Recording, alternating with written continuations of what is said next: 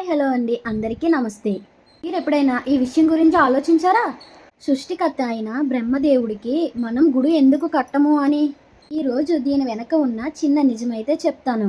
ఒకానొక టైంలో శివుడికి విష్ణువుకి ఎవరు గొప్ప అని గొడవ వచ్చింది. ఇప్పుడే శివుడు ఒక పెద్ద అగ్నిస్తంభంగా మారి ఆ మొదల చివర కనుకోండి అంటారు.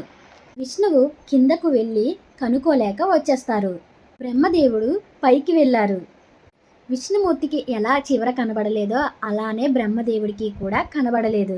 కానీ బ్రహ్మదేవుడు పైనుంచి పడుతున్న మొగలి పువ్వును చూసి దాన్నే సాక్ష్యంగా పెట్టుకొని నేను శివుడి తలను చూశాను అని అబద్ధం చెప్తారు. బ్రహ్మదేవుడు చెప్పిన అబద్ధాన్ని విని శివుడు చాలా బాధపడిపోతారు. అందుకే శివుడు బ్రహ్మదేవుడికి సృష్టికర్తవైన నీవు అబద్ధం చెప్తావా, నీకు భూలోకంలో పూజలు ఉండవు అని శాపం ఇస్తారు శివుడు. అందుకే మనకు బ్రహ్మగుళ్ళు చాలా తక్కువ. రాజస్థాన్లో పుష్కర్లో ఉన్నదే ఆయనకు పెద్ద గుడి. చూసారా అండి, దేవుళ్ళు కూడా నిజాయితీ ఎంత ముఖ్యమో మనకి నేర్పిస్తున్నారు.